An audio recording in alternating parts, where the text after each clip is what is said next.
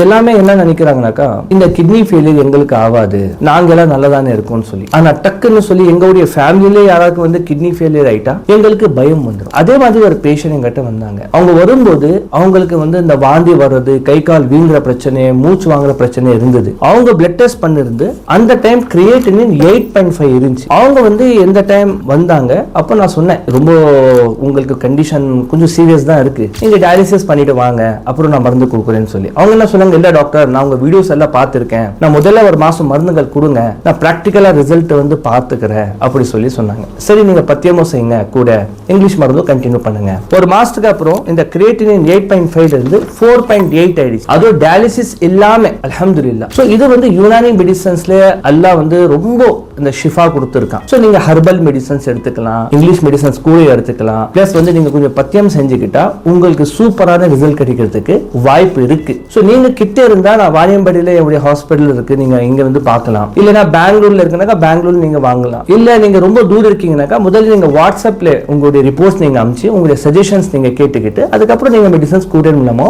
வாங்கிக்கலாம்.